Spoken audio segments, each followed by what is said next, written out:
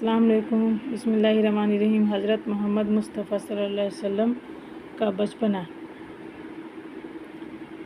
آپ کو علم ہوا کہ آپ صلی اللہ علیہ وسلم کے خاندان میں نسلوں سے جو اچھی صفات پیدا ہو رہی تھی، آپ صلی اللہ علیہ وسلم میں اعلیٰ ترین صورت میں جمع ہو گئی۔ اب ہم آپ کو پیارے آقا کی پیدائش، رضاعت اور ابتدائی بچپن کے حالات سناتے ہیں۔ اچھے بچوں، آپ کو یاد ہے کہ حضرت ابراہیم علیہ السلام نے اپنی نسل اور رسول عطا کیے جانے کے ساتھ خانہ کعبہ کی حفاظت کی دعا بھی کی تھی۔ اللہ پاک نے یہ دعا قبول فرمائی، رسول بھی عطا فرمایا اور خانہ کعبہ کی حفاظت بھی کی۔ وہ اس طرح کے 2500 سال تک کسی نے خانہ کعبہ پر حملہ نہیں کیا، اور جب ابراہیم نے حملہ کیا تو عبدالمطلب نے اللہ تعالیٰ کے بھروسے پر صاف کہہ دیا کہ خدا اپنے گھر کی خود حفاظت کرے گا۔ کیسا جواب تھا! وہ تو بہت عقل مند تھے۔ دراصل یہ سارا واقعہ اور یہ جواب سب کچھ اللہ کی خاص مدد دکھانے کا الہی انتظام تھا۔ پھر ننھے پرندے کنکر لے کر آئے اور ابراہیم کے لشکر پر گرائے، جس سے فوج کتوں کی طرح مرنے لگی، اور یہ واقعہ ماہ محرم میں ہوا تھا۔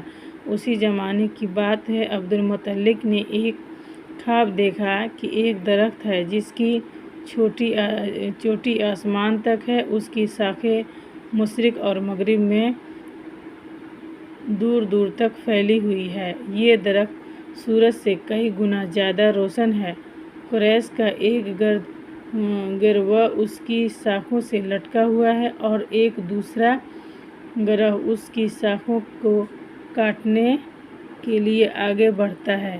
اس گروہ کو قریش کا ایک خوبصورت جوان جس کے جسم سے خوشبو نکل رہی ہے، مار کر بھاگتا ہے۔ اس وقت کے علماء نے اس خواب کی تعبیر یہ بتائی کہ آپ کی اولاد میں وہ نبی پیدا ہوگا جس کی بشارت آسمانی صحائف میں موجود ہے۔ امام جلال الدین سیوطی لکھتے ہیں کہ جب رسول اقدس صلی اللہ علیہ وسلم کا ظہور ہوا تو جناب ابو طالب کہا کرتے تھے کہ میرے باپ نے خواب میں جو مقدس درخت دیکھا تھا، خدا کی قسم وہ درخت محمد صلی اللہ علیہ وسلم ہے۔ عبدالمطلب کے سب سے چھوٹے بیٹے عبداللہ بہت نیک طبیعت کے مالک تھے۔ اپنے والد کی نظر ماننے اور اپنے بدلے 100 اونٹوں کی قربانی نے ان کو سب کی آنکھوں کا تارا بنا دیا تھا۔ وہ بہت صحت مند اور خوبصورت تھے۔ شعر بھی کہتے تھے جو بہت پسند کیے جاتے تھے۔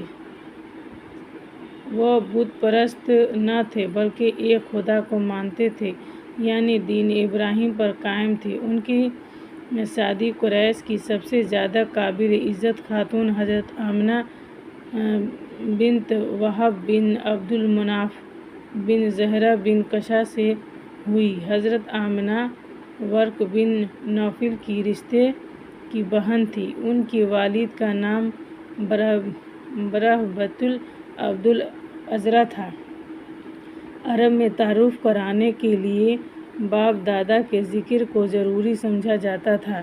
حسب و نسب کا سارا سلسلہ یاد رکھا جاتا تھا۔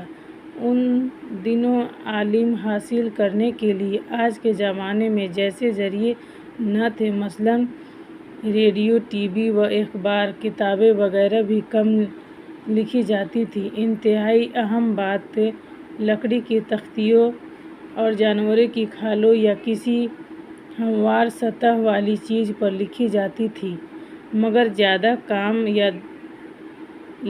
یادداشت پر چلتا۔ لوگ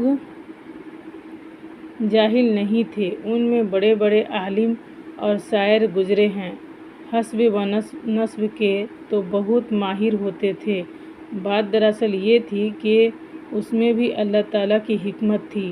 وہ بتا رہا تھا کہ جو ساری دنیا کا سردار نبی صلی اللہ علیہ وسلم ہے، وہ حسب و نسب کے لحاظ سے بھی بہترین ہے۔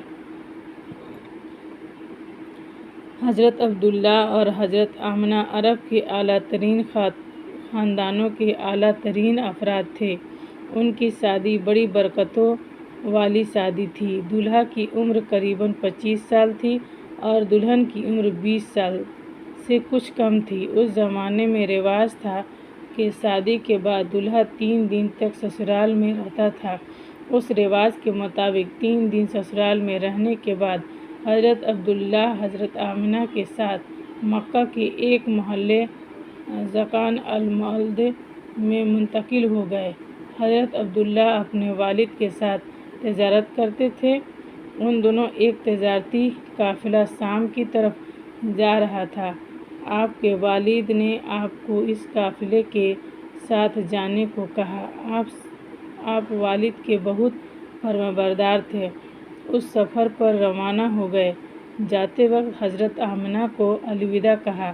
وہ گویا آخری سفر پر جانے کے لیے الوداع تھی، کیونکہ آپ شام کے سفر سے زندہ واپس نہ آئے۔ راستے میں بیمار ہو گئے۔ آپ کی ننیھال یسر مدینہ میں تھی۔ وہاں 1 ماہ ٹھہرے مگر صحت یاب نہ ہو سکے۔ اس طرح نئی نویلی دلہن کو اکیلا چھوڑ کر مسافرت میں اپنے اللہ کے پاس چلے گئے۔ آپ کی وفات حضرت عبدالمطلب اور مکہ والوں کے لیے بے حد صدمہ کا باعث تھی۔